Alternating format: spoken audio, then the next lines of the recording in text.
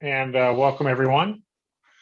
I'm gonna pick up the share here, Stephanie. All right, can you see it, everyone? Yeah, looks good. Okay, so first I'd like to just introduce the panel. First, I'm Brett Wingert. I work at Blue Cross and Program Management, which includes our PMO, some of our financial, our testing teams, vendor management, that kind of thing. And I've got two panelists with us today. The first one is Mike Pensick, who's the CIO at Blue Cross, and then Lindsay Perry, who's the VP over at McKesson. So I'm going to let Mike do a brief introduction of himself first, and then Lindsay. Sure, thanks, Brett. Just so you know, you're showing two screens. Looks Oh, like, okay. You're in some demo mode. Presentation mode. Yeah. So, okay, Mike Pensick. I've been in technology for 25 years plus. Spent most of my time actually in high-tech manufacturing at Motorola and Honeywell. For the last 3 years, I've been at Blue Cross Blue Shield leading IT. I was asked to move over to the insurance side of the house and healthcare, really to help drive modernization of technology stacks, reassessment of infrastructure, looking at end-to-end security, introduce cloud to the organization as there's a lot of fear about going to cloud and what cloud would do for them. And then in the last 3 years, since I've been there, we've been having a focus on modernizing the infrastructure. So most recently, as I think everyone has done, we've had to go to a remote workforce. We went from 98% on-site to 100% off-site. We're managing those technologies now to be a completely remote workforce, looking at the process and the structures it takes to manage and maintain that. In parallel, though, from a healthcare perspective, we're building a new foundation and a business strategy around the future of healthcare. And for us, that's just all about what system it takes us to run the business of being a payer, is what we were be called in the health industry as an insurance company. And that's supporting our roadmap for growth. We have a large focus around our customer and member experience and personalization. That means personalization of that customer experience, as well as really modernizing the infrastructure for real-time data needs from some mega legacy systems that we've had. And that's really translated to our future around being a lot more agile in technology. So we need to be able to grow fast when needed, leverage cloud, leverage building versus buying. So, buy technology in the cloud as we need, and the capabilities do exist, and be able to connect them together through our API enablement layer, data standards, and governance. So really, we've been on a journey over the last couple of years to just build a new foundation within healthcare. So I think this is a pretty timely event, and that's what I've got. Thanks. Thanks, Mike. And then Lindsay, could you say a few words about yourself? Yeah, it's great to be connecting with you all. Not sure if it's better or worse being able to do it over video than in person next month, but the opportunity to talk to Mike and I. As Brett mentioned, so I presently work at McKesson. So I've worked at across a variety of industries, companies of varying sizes. Some of you, McKesson might be one of the largest companies that a lot of people have never really heard of. So Fortune 10 company, largest portion of the McKesson revenue is driven by our distribution center business. And so that's where you see often a lot of the names is either in the kind of pharmaceuticals or medical supply related. As there's been, a lot of changes in the generics market for pharmaceuticals, we have a big focus within McKesson around our growth strategy is much more on our technology-driven businesses. That's where I support. So I work as the technology leader for one of our business segments called Rx Crossroads by McKesson, and our focus is around specialty healthcare. So that's the healthcare market where you have specialty drugs that often have kind of more complexities or a lot smaller patient population.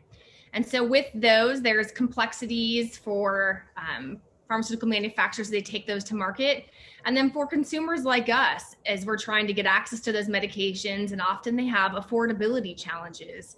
And so you think about it in terms of maybe a specialty medication where it might be $5,000 and your co-insurance is 20%. You might not be able to afford that $1,000. So we offer a suite of services that help drug manufacturers. The goal is all about how do we take friction out of the ability for patients to get the drugs that they need. How do we help them with their financial assistance? How do we help greatly shorten the time to therapy to get people medications? And how do we help keep them on therapy, as adherence is a huge problem? So I support technology in that space. And then as part of that, we do a lot of internal product management, product development, building our own system, since we're a technology-driven part of the business. Really trying to help push technology-driven solutions, which is very fun and interesting when working across the healthcare industry. Okay. Thanks, Lindsay. All right, we're going to jump right into a quick poll. If all goes well and the creek don't rise, as Stephanie said. And I'd like you guys to weigh in here. So the first one is about technology when you access healthcare, how it is today. This is how you perceive it.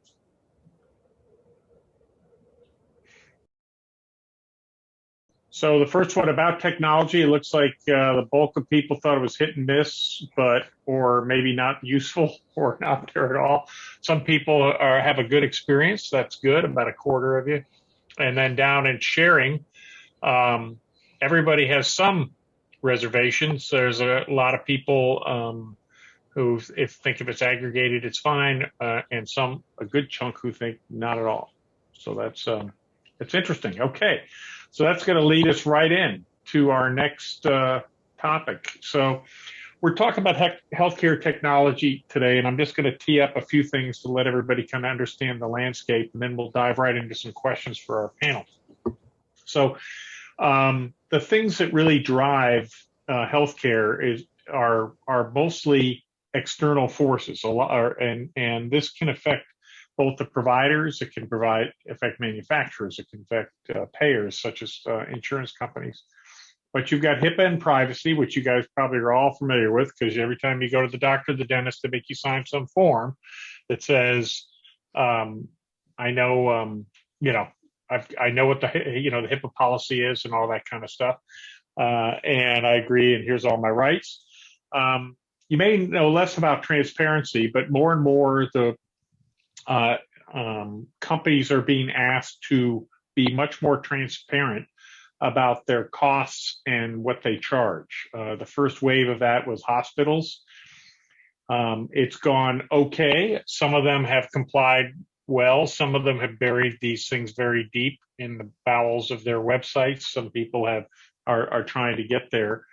So that's another issue. So that should start to make costs more readily available, and start to think about things like the automobile industry. It used to be very, very opaque, and you never knew what was going on until you got to the dealer, and now you could do a ton of research before you ever set foot, if you set foot in a dealership.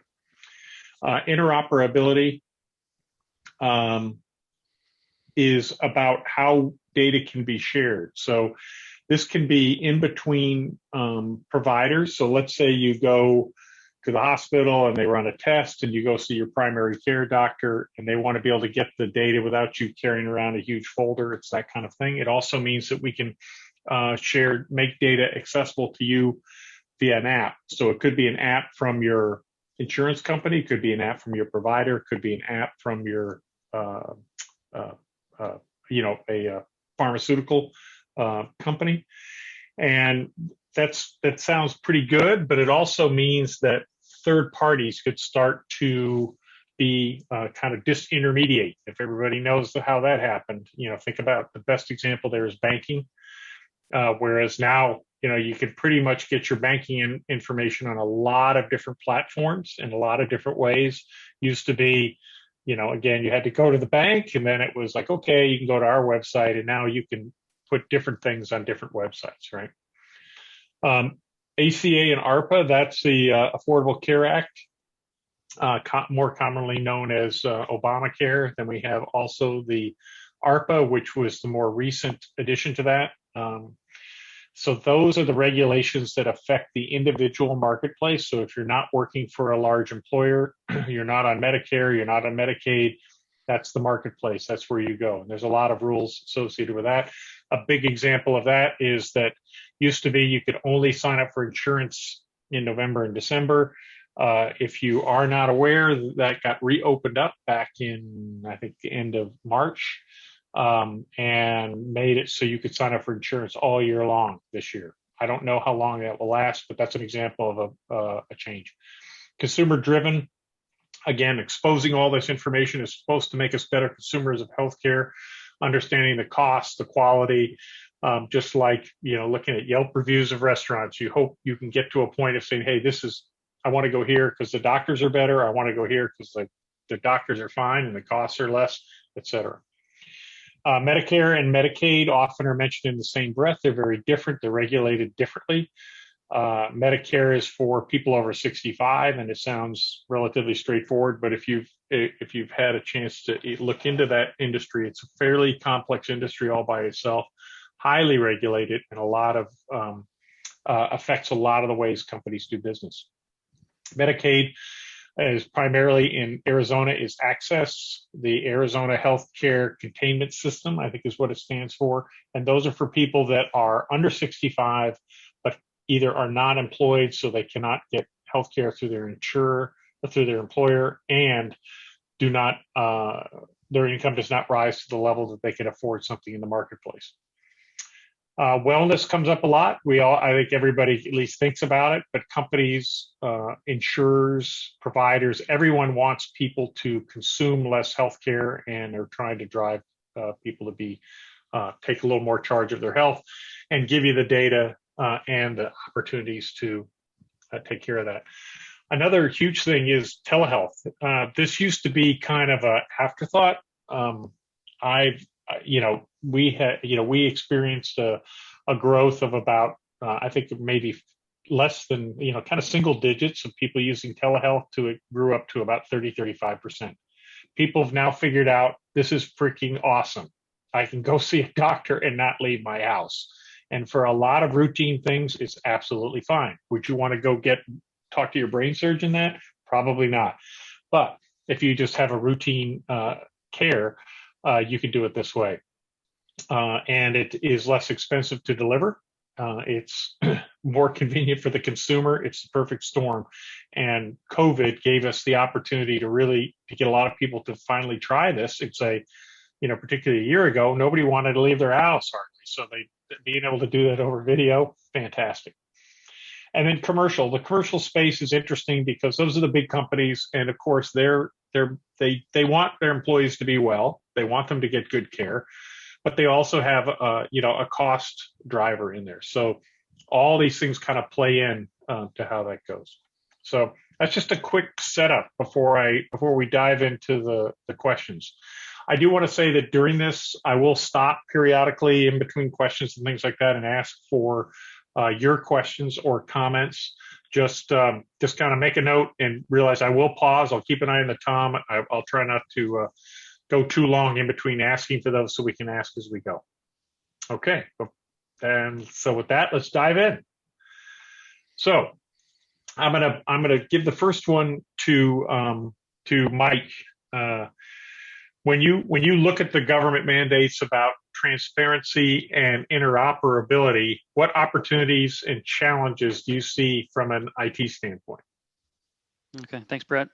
Yep. Opportunities and challenges. Well, challenges for sure are many, and I'm going to speak specifically around what I see from Blue Cross's space is we end up in legacy technology. We have legacy, mainframes that are still around, processes that have been built probably in the 90s. With that comes legacy data models, data stores, and processes are heavily manual in nature. When the government comes in and gives us a transparency role and or interoperability role, it becomes a challenge for us because we have a lot of heavy lifting to do because a lot of those systems haven't been touched in some time. That means we've got to put together data models that are going to work not only for bringing that information together for ourselves, but you mentioned some of the standards that are out there, like there's a FHIR standard for healthcare interoperability, and how you would pass API data back and forth. It's called Fast Healthcare Interoperability Resources. That's what it stands for. But it's really creating a standard for data formats and how we pass that. But most of our data is not in those formats, so we've got to pull together that internally, and then work with many times third parties to help us, drive that forward and then connect to others. A lot of the environments within the industry are not API ready. We have a lot of timing issues on when we do get some of our own internal health feeds, not internal, but from external sources. So we see large amount of file transfers in this space. With that, it does create timing problems of, how do we get records up to date and timely and in sync? So those really do create some of the challenges that we have. From an opportunity perspective, it's giving us the ability, because it is a mandate, to clean up the house, to give us a foundation for that future, and to, when we're creating those data models, really focus on how we can leverage that not only for this need, but then for future needs as we build a new modern, healthcare platform internally. So I think not only are they challenges because of the legacy, but it does create opportunity for us to really grow the business and to leverage it, much further than the mandate is suggesting, which in this case, those interoperability mandates really are only around the government programs. You mentioned commercial earlier. We're not mandated at this point to have interoperability and some of those, the transparency rules may be there, but not interoperability for non-government programs. So that's probably going to lag behind a bit. But that also screams opportunity for the future for us to figure out how we can leverage that in greater organization across these different areas like Medicaid, Medicare, where it's going to be. But for the commercial groups, I think that also screams opportunity for us. Right. Very good. Thank you, Mike. Lindsay, anything to add or build upon that? Yeah, I mean, I was going to echo very much. I think the kind of both the opportunity and complexity around, as Mike talked about, the data piece, right? In terms of there just being a lot of historical data challenges and be able to map to that. And then I think when we think about it, I think this starts to open up the ability for us to leverage data much more intelligently. But I just think as we start to peel that back, there's still so much complexity in order to be able to digest that information. And if we start thinking about the ability to be able to move towards more value-based care, right? Like the first part is kind of the standardization and normalization, but there's still a significant way to go in order to make sure that we are having that consistency across the spectrum. Okay. So Lindsay, you mentioned something in there which is kind of a term probably not everybody's familiar with, of value-based care. Can you kind of describe what that means in your to you in your space? Yeah. So, I mean, value-based care is really thinking about how do we when we're kind of delivering healthcare and consuming healthcare, how are we engaging and paying and receiving healthcare based on the value we're getting, instead of kind of the traditional way that we do it around negotiated rates, typically through our payers.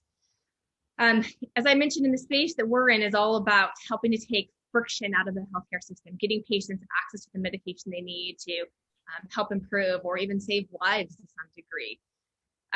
We have a huge business. It's around, we operate the largest oncology network, US Oncology, supporting all of their technology needs, and have a lot of data intelligence and data access around that. And the ability to have portability and access to information is incredibly important to be able to move to value-based care. And so I think in a lot of industries, when you leverage analytics is a way to help drive like what best action or what next recommendation, or even, what do we expect of certain outcomes, especially when it comes to health, like that requires a significant amount of data. And so there's a lot of legality challenges around what data can be shared. We saw it in the panel, or in the poll that came up around, there was just really mixed feelings, right? For some folks, there's the If my information can help save lives, I'm all for it. And then there's the, like, our healthcare data is personal. Like, Right. you know, we don't necessarily want that to be shared. And so as we think about moving to value-based care, that requires a wealth of data for us to have trust in the validity around what's driving kind of the pricing values that we're associating. Right. No, it's a great it's a great point, and healthcare data is sensitive, but you think about applications like Mint, and even some of the retirement applications that people can use, financial financial management applications. And originally people were pretty reluctant to share it until they used it, and they said, hey, there's a lot of utility here having this stuff in there, even though it is you do give up some of your personal data in order to achieve it. It's a good point. Okay. All right. Thanks. So any questions so far on that topic, on about the transparency and interoperability? It's a pretty big opportunity in the IT space. Again, once it starts to become widespread, there'll be a lot of disruption, I think, in that space. But any questions? Okay. Hearing none. So when you guys have both worked in non-healthcare industries, what examples of experiences that you brought to the healthcare world that were impactful? And what was a surprise to you when you joined the healthcare industry? I'll start with you this time, Lindsay. So a couple from the surprise side. So I think in a lot of industries, people have IT assets that are aging or been a while, especially in the healthcare side. I was really surprised by what degree there's just a lot of legacy-based systems that are out there that as we think about the pace and what we want in consumer-driven healthcare in the future, just aren't architected or are modernized in a way to help us meet that flexibility. The other thing that I found interesting, not as much on the technology side, is compared to a lot of industry, is that there's been a lot of deep-rooted people who, whether it's directly within McKesson or healthcare in general, you find people really spend a lot of time in that industry. I think because when it ties to the value that people bring to their work, especially in a company like McKesson, where we get patient testimonials around getting medication to somebody that was important to help save their life or important for their quality of living. That's really motivating in terms of keeping people within that industry. And so that's both really positive in terms of that passion. But then we think about it from a technology side, that requires us to also have to bring in and think about some of the experiences, outside to help people think and challenge how we approach to what we're doing from a technology perspective. What I saw was there's a lot of parallels in healthcare compared to a lot of other industries. So having spent a good deal of time in a sales and marketing industry, how we think about like analytics around like a buyer's journey and how to kind of attract customers. It's those same types of principles a lot in healthcare, but maybe you use different terminology. So you're talking about a patient journey. What's the patient's journey from going into their doctor to receiving their medication to keeping them on adherence? But it's a lot of the same things that you would think about as you're approaching kind of a sales and marketing problem is around how you would be approaching a healthcare problem in order to be able to serve a patient. Right. Okay. Thanks, Lindsay. Mike, what would be your take on that one? So surprises for me, I'll start with the tech. Legacy technology, Lindsay mentioned it as well, that, technical debt that exists in the organization. I mentioned mainframes before. The data that can be stale in many ways, is very complex, and it's just not, it just hasn't been focused on or modernized. So I think that was a surprise. The amount of, in addition, the amount of file transfers that may exist versus what we might be looking at today with EDI and API calls. right? That goes back to some of the legacy tech and the mainframe uses.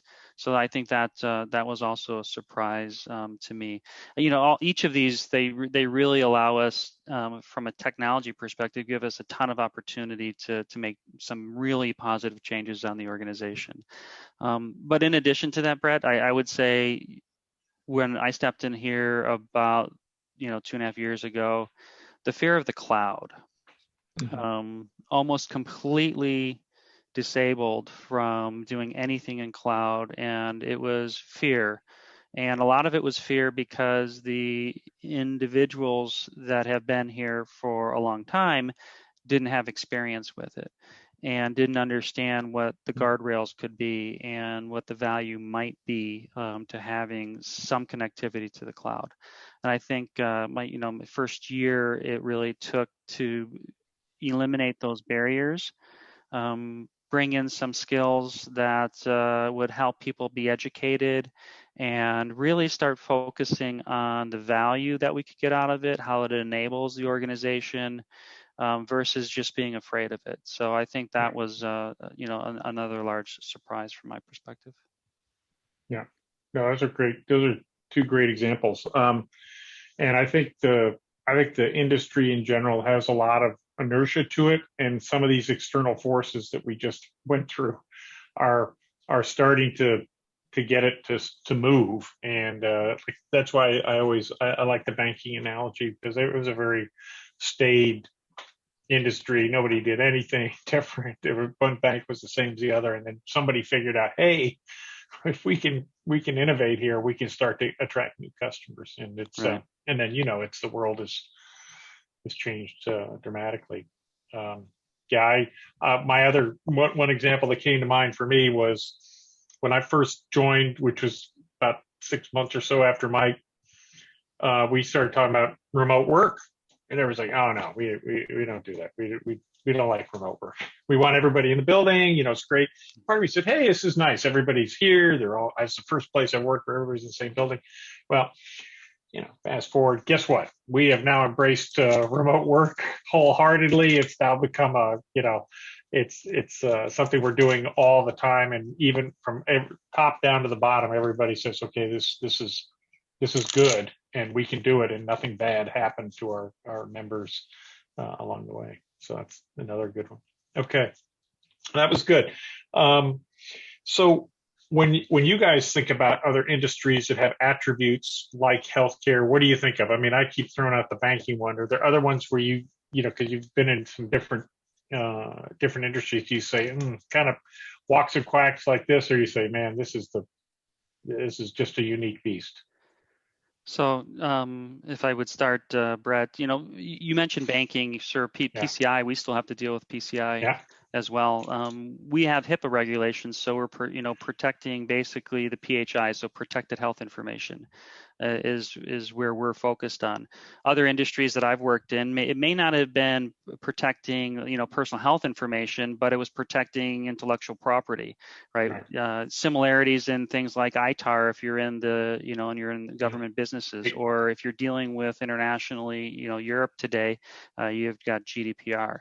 So those are all very similar. But if you really look at what is trying to be protected, and if you start to peel back the regulation and take it into what the capabilities are, the tech is to solve these problems, it's the same, right? Okay. The tech is definitely the same. It's around encryption, it's around storage, encrypting storage and storing data that's encrypted in flight and at rest.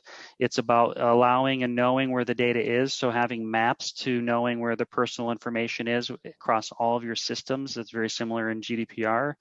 To do something similar, I think where GDPR goes a little bit further, and I can see the healthcare industry headed this way, is one of GDPR's regulations is the ability to be forgotten.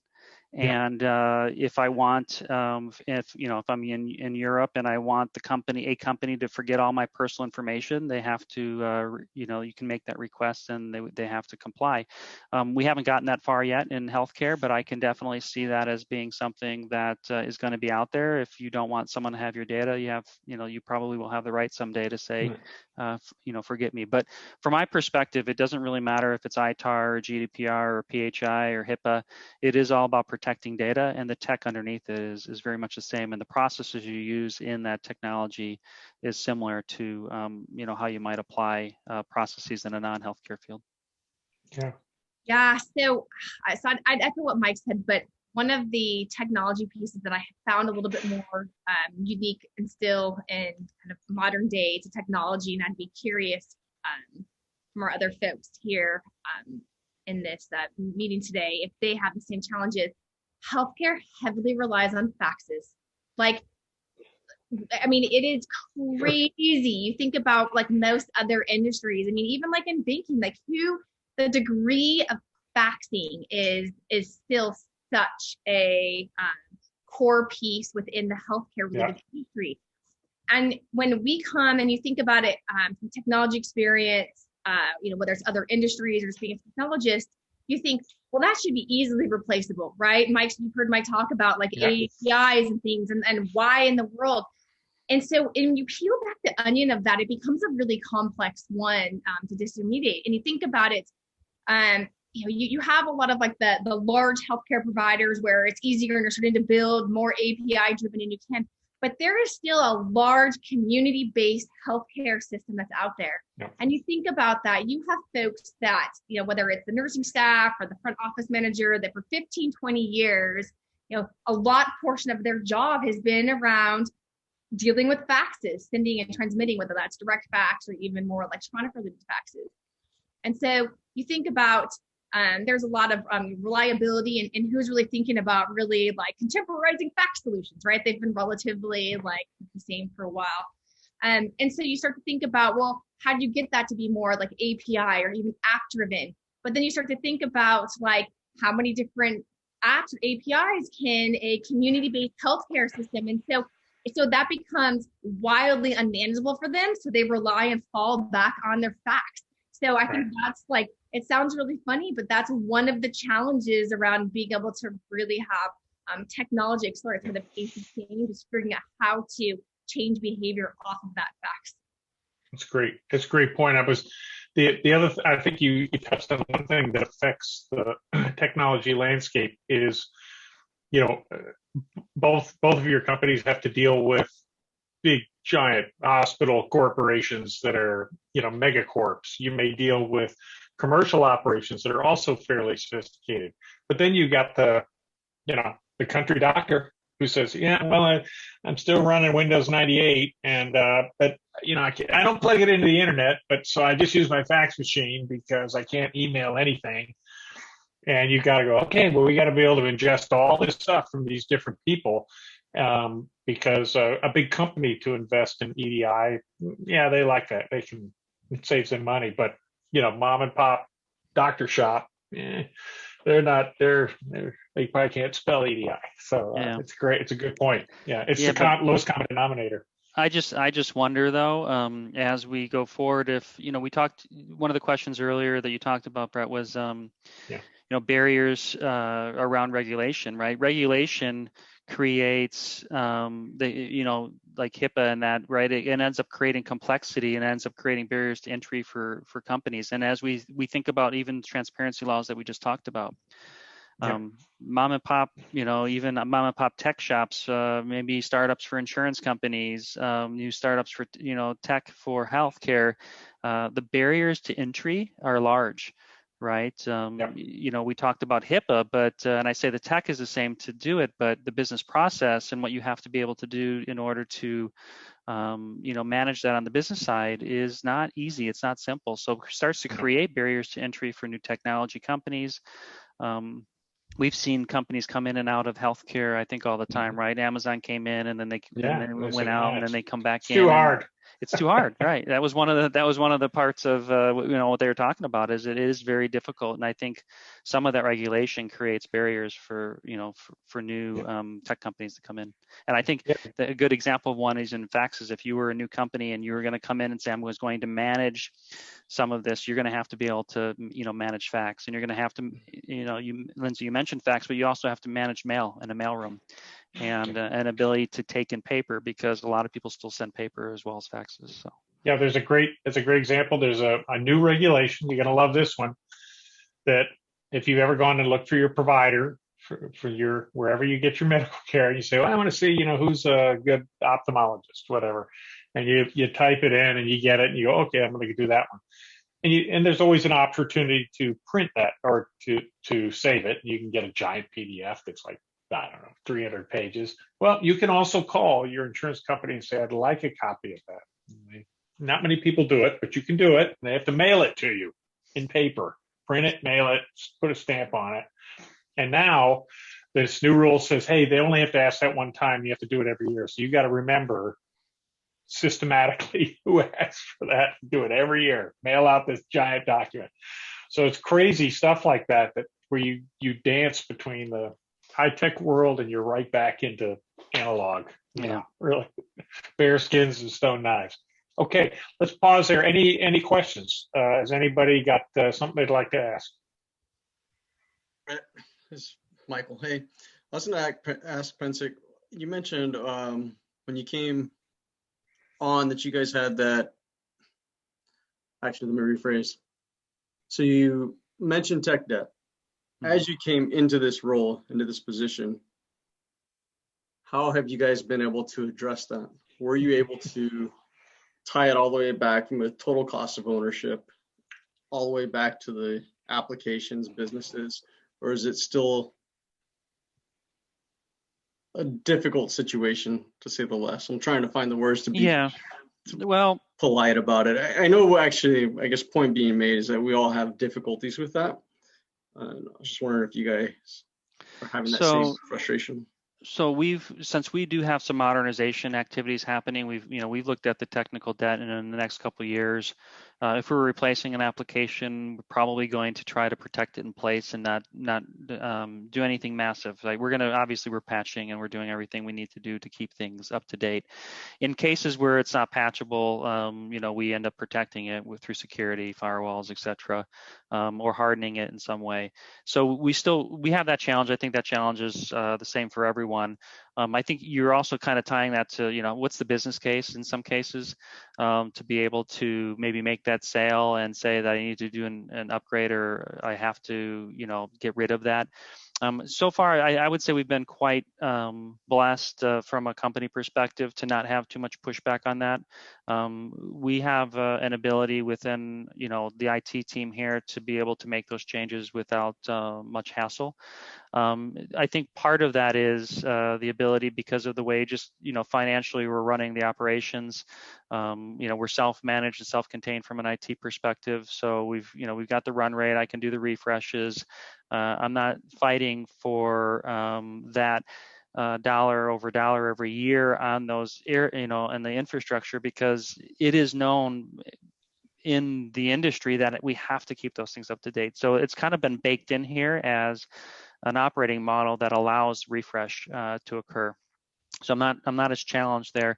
Where we've been challenged is in some cases it just didn't happen, and that was more process, more people, accountability, and some structures that we had to set up for ensuring that every application had an owner. Every application was tied to infrastructure, so deploying and making sure we had ITIL service-based service desk here and CMDB, so that we can track that and we can start to press that forward. So I would say it hasn't been that bad for us. Where we've kind of stalled things is how much investment do we want to make?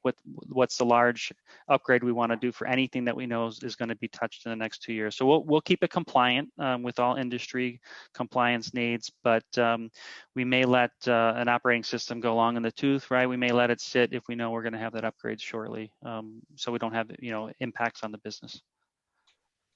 That's good. Thanks for the question. Yeah, I think another something that I thought of as you were answering that is also the fact that the industry again was not moving very quickly, so a lot of stuff was just manual and just happening, and everybody was fine. And then rules and regulations came along that made like taking credit card information and writing it on a piece of paper and typing it, stuff that just doesn't work. And so you have to really get people to go, oh, we can't do it that way anymore. No, you can't. I know you've done it for 20 years that way, but you can't do it that way anymore. So, okay. Lindsay, anything to add to that one? I think where McKesson's been at in our journey around like the technical debt. So about 3.5 years ago, we started centralizing a lot of technology. So McKesson's a giant company, and we had a lot of our business in general is running in its own segments. And so it's been a big strategy to bring together kind of core IT as well as have much more of an enterprise first in the way of thinking across the company. So we have a significant amount of technology spend, but probably not uncommon for a lot of the organizations that maybe people have experience with. Significant spend, but not necessarily in the areas that are going to be driving the most value, whether that's from a revenue standpoint or in terms of value care for our markets and patients.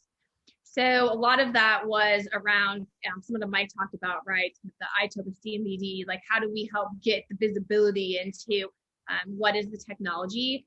And then I think as you've heard Mike talk a lot about how security is at the forefront of everything. You talk about technology, but especially when you get to a company that's got the size and growth of like a McKesson.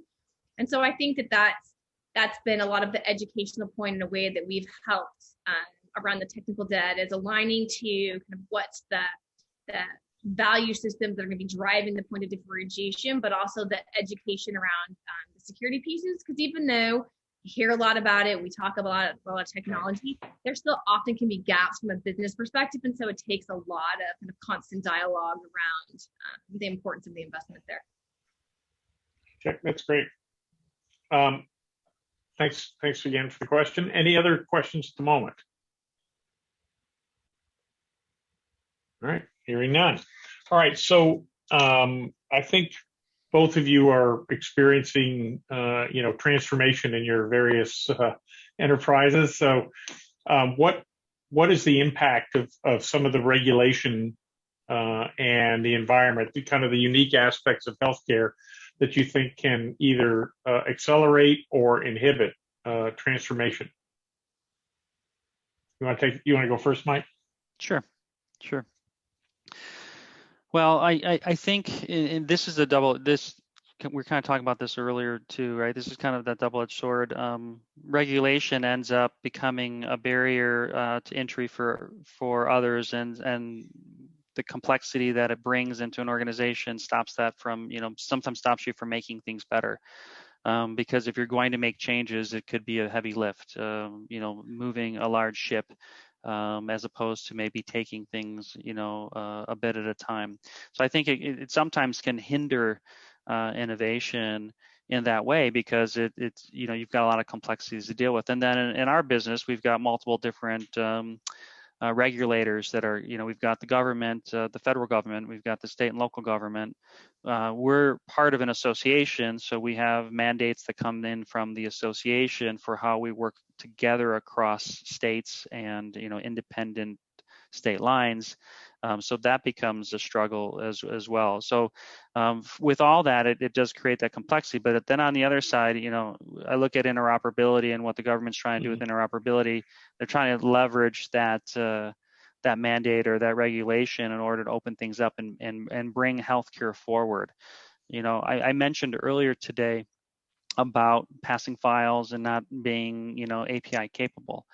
Interoperability and some of those FHIR standards is creating a need for us to be able to move forward so we can do that. And that's going to be the first step for interoperability between maybe us and a third-party application, but soon it will be between us and a provider or a healthcare, hospital, right? We're going to be able to start leveraging that to pass information. I think that really starts to open up the ability for us to be more in the cloud and look at AI and be predictive. This is what Lindsay was talking about, the value-based care, right? That piece of it is really a model which you get paid on the health outcome. Well, good luck trying to do that when your data is stuck in a mainframe. Yeah. You need a data lake, and you need the ability to be able to transfer that data between various parties, and you need a method to do that. So these standards that are coming are helping, I think, drive that innovation in the same sense. So the same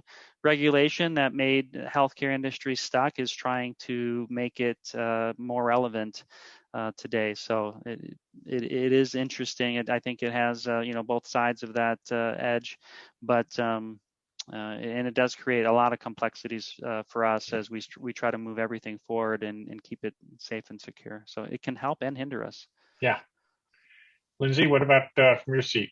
So not maybe exactly what you asked, but something that comes to mind when I think about this. So one of our business lines that we operate is called REMS, Risk Evaluation Mitigation Strategies. So in the specialty healthcare, you often have pharmaceutical advancements that have great benefit, but they could potentially have some pretty adverse side effects. And so in order to get approval to launch those to market, the FDA will require those to go through what's called a REMS administrator. So it's really a way to help make sure as you as a patient are engaging on that therapy, that you're being, that you understand the risks and are being monitored depending on what that is. Like, so an example of like where we serve as a program there is there's a curative cystic acne type of pharmaceutical. And so if you have that type of struggle, of course you'd want like a curative type of medicine for it.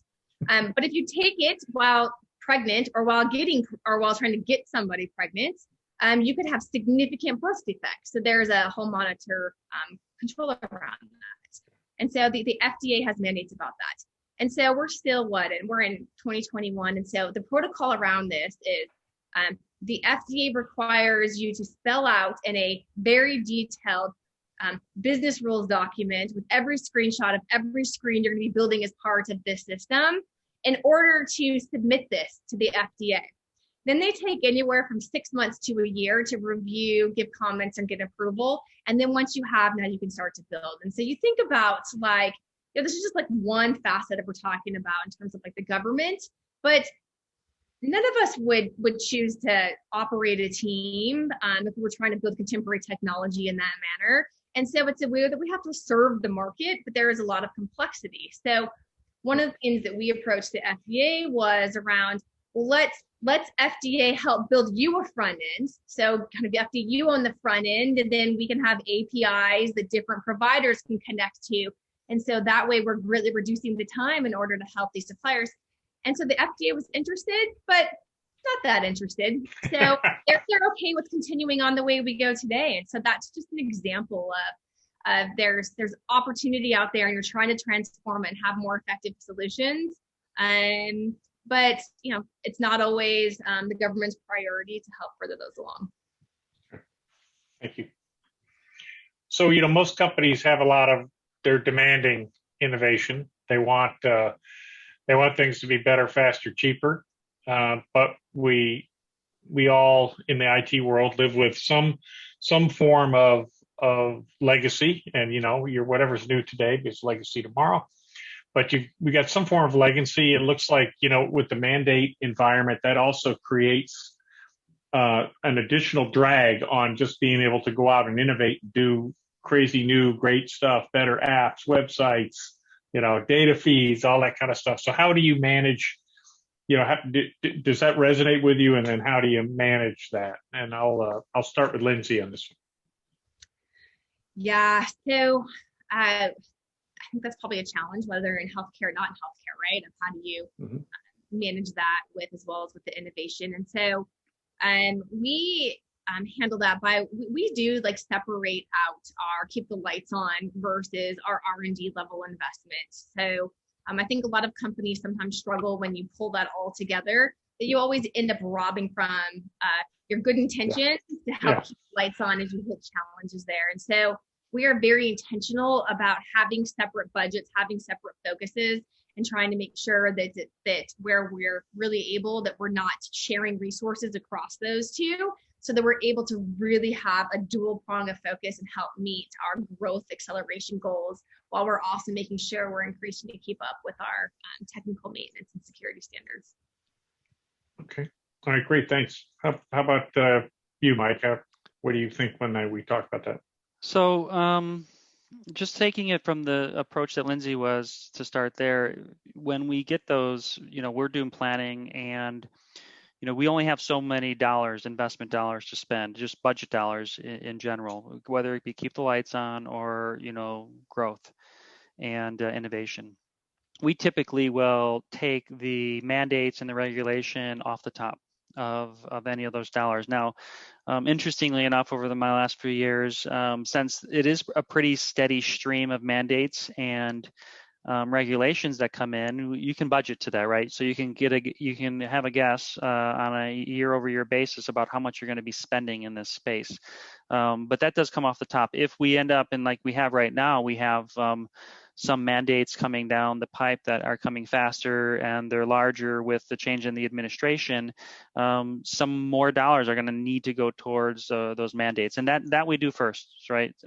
So take the dollars off the top, resourcing what we need to do heads there, and then what's remaining goes into innovation. I think the other challenge we end up having is resourcing, and we're not as big as McKesson, so we have only so many heads to go around, and then when it comes to having a large transformation happening at the same time, we do have competing needs for single-threaded individuals who are subject matter expertise, whether that be in technology or in the business. They may be a business process lead where they understand the ins and outs of maybe enrollment or claims processing, and they might be needed on both, and that is always the challenge for us. So I think mandates come first, and we've got to do that from an investment perspective, but sometimes I'd say it does start to get in the way, and we've got to do some really unique roadmap planning to ensure we can do both, because we do leverage similar resources. We can't be as perfect as cutting out what it takes us to run the business and to innovate, just not large enough to be able to do that. Yeah, I read an article the other day about the hospital transparency, publishing their rates, and several of them decided we're just not going to do it because the fine's only $100,000. We're not going to do it. So now they're saying, well, we're going to make the fine $2 million now, so that you're going to get interested. So that's another factor. Sometimes you have to say, well, we can't do it, and we're going to face the music. They did the business case, and it was cheaper to not comply. Yeah. Exactly.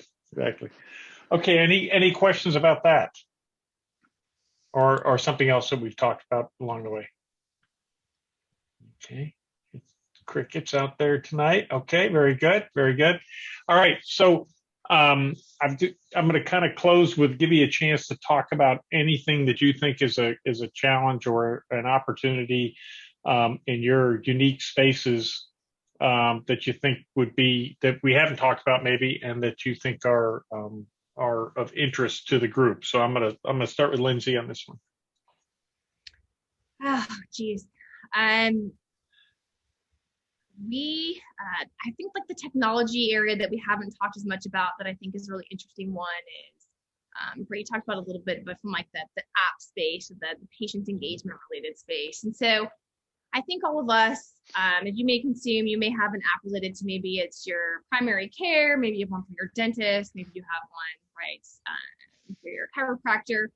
But that becomes a lot of challenge when you think about it from the provider perspective, is they're engaging in applications from the payers, they're engaging in applications from the providers. And so that really creates some barriers at the provider basis for them to be able to like help take some of the costs out of the services they're providing. It takes a lot of humans as they're having to interact with all of these different applications. And so I think as we're thinking about what are some of the transformation pieces that we're going to be having around technology, I think a lot of that not only does it derive from the how do we make the cost of things more transparent and more visible, but it also is around how do we help make technology and the whole ecosystem that providers have to connect with in order to provide their services outside of just meeting with you and giving your diagnosis. Taking friction out of that system is going to be imperative for helping us drive our overall healthcare costs down. Okay, thanks. And Mike, I'm going to come to you in a moment, but I just wanted to, with the same question, but as you think about it as a healthcare consumer, and unfortunately we all sooner or later are healthcare consumers. It's not like televisions where you don't have to buy one. So you go along the way unless a piano falls on you when you're 20. You do interact with the healthcare system. So I was just curious if anybody has an example of a particularly good or a particularly bad interaction with the technology as you were accessing healthcare that you'd be willing to share. Does anybody have a good example of one where you say this was great or absolutely hated it? This is Laura Hemingway. I'll Yeah. speak up with a couple of thoughts on this. I recently had the opportunity to engage with several doctors in different forms. Yeah. From online API, from online registration and entering in all your system, all your information. And I actually witnessed one that did a conversion. I said, well, you should have hired me for the conversion, because I was like, why am I answering all this again? But I think that it's very exciting what's happening in the healthcare industry about the empowering of the patient and how they're able to provide their information and track it and change it. And I think telemedicine, you spoke to that earlier, and my recent experiences with that have been extremely great. And I think it's just I just see that everything's on the precipice of being just really fantastic in getting more to the patient. I really see a lot of great things happening just from a patient point of view. Yeah. Great. Thanks, Laura. Anybody else? Something, a bright spot or an opportunity?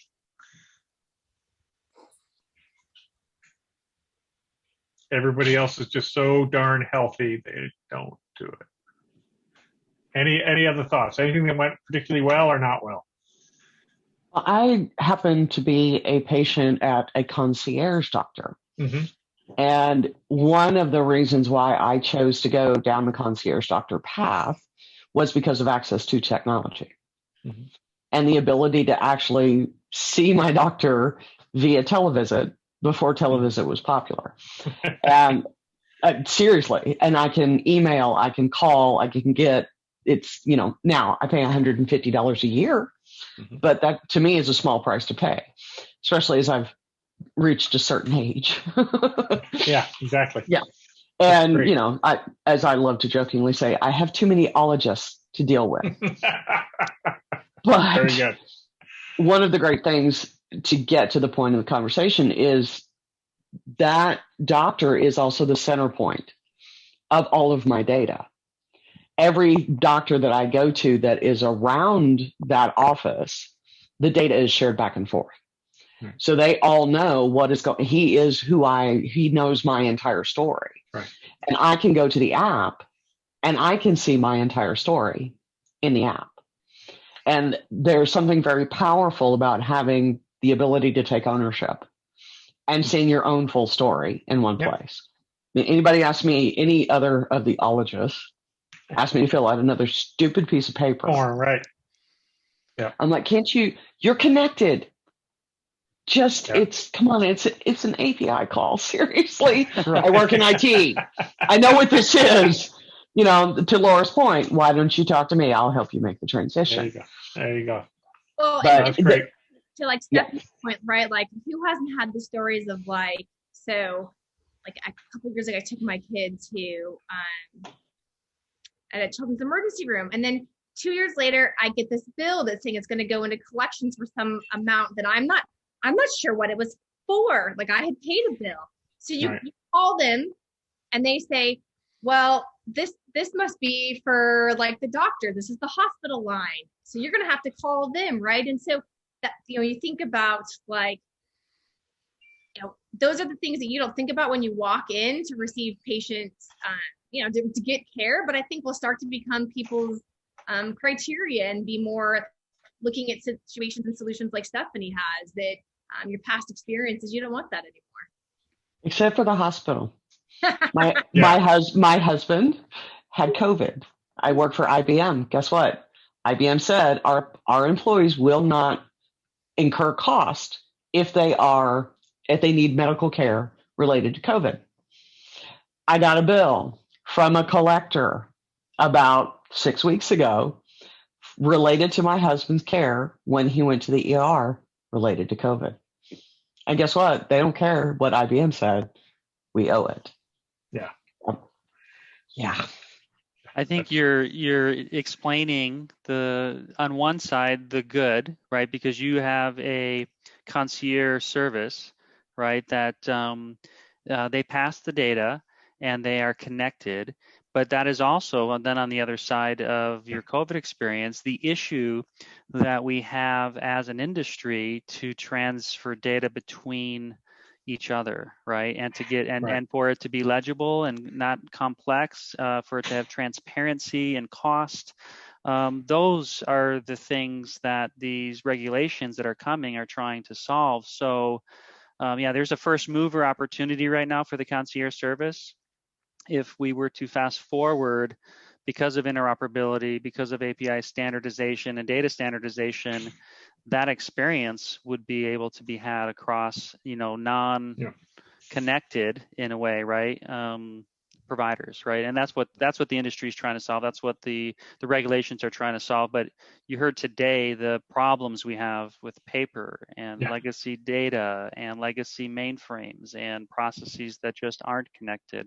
And that's why I think you get the second part of that story there, is because we've got to solve that problem, as an industry. And I think that's what the government's trying to do with regulation. So, but I think you're right that the concierge is probably where everyone's headed to, once we can pass data in a more transparent way. My only challenge to that is I work with financial services organizations that have the mainframes believe me, I worked at an insurance company that had paper on the IBM mainframe in the basement from 1969, and it was still running. So I get it, but they've had to figure out interoperability with the government directly. With money transfers and things like that. So it's possible. They might just be a little more ahead. Yeah, they're behind, right? The health industry hasn't had that need. There wasn't a regulation that came down to say it had to be done. So we are where we sit today because of the rest of the complexities. So now that is coming, that is a future that we might all see one day. That would be the goal. Exactly. That's great. Yeah, I think on a high point, I get it. Lindsay talked about paperwork. I like it now. If you go see a provider, you can do all this stuff online. So you walk in, they don't hand you this clipboard with 18,000 sheets of paper that you spend the first 20 minutes writing. And you're like, oh gosh, why couldn't I have done this before? And guess what they do with that paper? They scan it in. Right. They store it. Yeah, I know. Exactly. It goes in that big file folder. Then restore it. Yeah, exactly. And then on the downside, I needed to get images from a procedures from 2018, and they said, yeah, well, we upgraded our thingy, and we haven't figured out how to get the old images out. I'm like, what? I said, well, we've called them. We've got a ticket open. And I said, all right. So sure enough, like 3 months later, they finally figured out how to do it, but you can see there was just no thought about, well, we got to be able to get those old images out and be able to share them with all this new technology. So it's complicated. Okay. So Mike, I'll give you a chance to answer the last question about any unique challenges that you think maybe we haven't discussed, and then we can take one more shot at questions and then wrap. Okay. I think the other, COVID had been a unique challenge for us. We talk about all of this stuff going on during this time when we all got sent home, and that has been a very unique challenge. And I think a challenge that is continuing to shine its head because, there's pressures right now when it comes to the industry, resources, skill sets, We're seeing pressure around keeping individuals because there's more recruiting happening across the globe and across the country now for the same individuals. And I think that's been a challenge. I don't think that's a unique challenge to us. I think it is common for everyone. But we had to do that during the same time, right? No one's stopping the mandates. No one's stopping the requests for us to improve the technology. Yet we continue to have that struggle around, how do we keep up with resource and planning on top of all of it? So that's been a unique last, year and a half challenge that we've had in face of all of the things that are going on. So That's great. That's good observation. Okay. Well, we're close to time here. Are there any final questions or comments before I hand it back to Stephanie to close us out? I have one really quick question with regards to future state. You hear a lot about transparency, and to me, that's extremely important in this spot, right? Just in general, I mean, without going into, what's wrong with the industry. Yeah. But certainly, transparency in any industry is going to make things better. Do you see, because you're on all sides of this, do you see a point in time where somebody has a phone with their account and their information, and they can see exactly what, before they ever go in and have a procedure, they know what it's going to be charged and what the insurance company is going to be able to pay before they go in for it?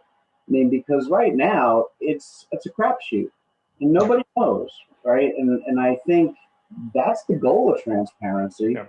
And I know the government has to get involved to a certain extent, but it certainly gives people, it empowers the individual. So do you guys see from where you sit a time frame where that's actually going to happen?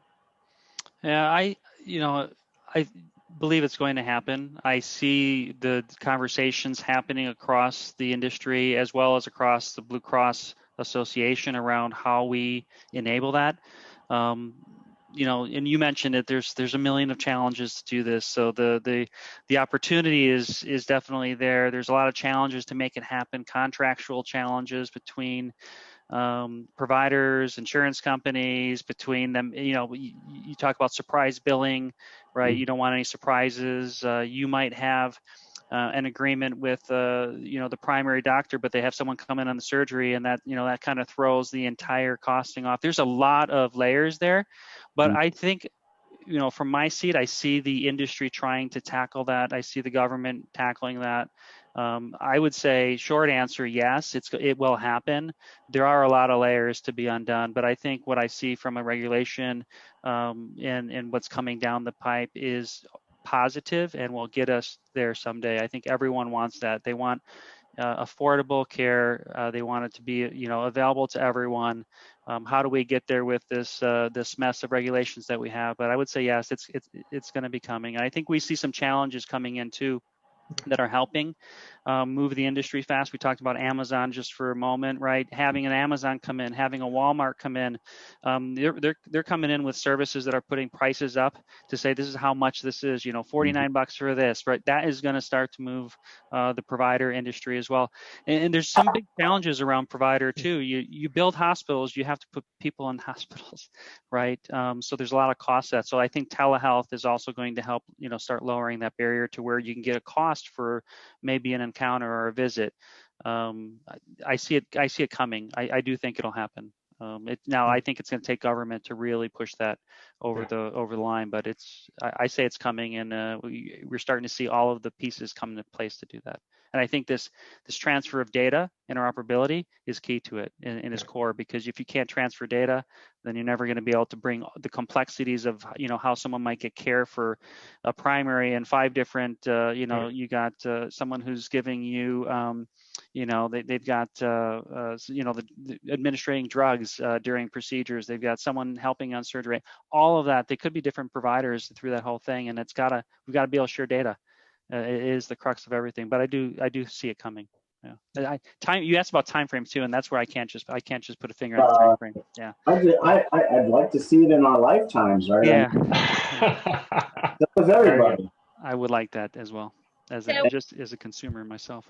Yeah, one of the things that I would like encourage people to try out is so we have a pretty capable application called Script Hero, or you're probably familiar with like a Good RX, right? And so those are really around like having your physician prescribe to an e-pharmacy and then giving you control around which pharmacy that you want to go through and whether you want to use cash pay or whether you want to use your insurance to pay. And I think if we start to see more consumers starting to pick up that type of behavior where they want transparency into what the cost of medicine, even though that's starting at it's something that is complex, but not as complex at the point of patient care, like in a hospital setting. The more momentum we get in behavior changes around those types of things will continue to be a catapult for whether it's regulation required to help or other kind of technology behavioral changes across the rest of the healthcare landscape. Yeah, there's been maybe not the Apples or Googles or Amazons, but startups are coming in and doing things like what they want to do is come in and say, you go in to have a procedure. They figure out all the complexity ahead of time. They go, okay, Brett, you're going to owe $500. And I go, here's my 500. All right. And then I leave, I'm done. I don't get bills, and they get all that, and they sort it out with the insurance company, the provider. If they had a extra doctor walk in who was not authorized, they go, no, we're not paying that. And the idea being that the providers get their money fast, so they're excited. Insurance companies don't have 50,000 phone calls about the 80-page hospital bill, and they believe that there's money in them their hills. So that's an example of a business case. Yeah. Okay. Stephanie, I'm going to turn it back over to you, and you can send us on into the night. I hope everybody enjoyed our panel tonight. Thank you very much, Michael, Brett, and Lindsay. It was very informative, even at times, I'm sure, expressing your hope for the future. And we all hope that you are successful in that future, believe me. And with that, unless anybody has any last thoughts, comments, anybody want to hang around and maybe chat a little bit? If anybody does, I'm happy to make them the co-host or the host so that they can hang around a few minutes. I'm waiting to see if anybody raises their hand, comes off mute. Well, thanks everybody. Have a great rest of your evenings. Good evening. Bye-bye. Thanks. Bye. Bye. Thanks, guys. Bye. Great conversation. Thank you so much. Good night. Good night. Night.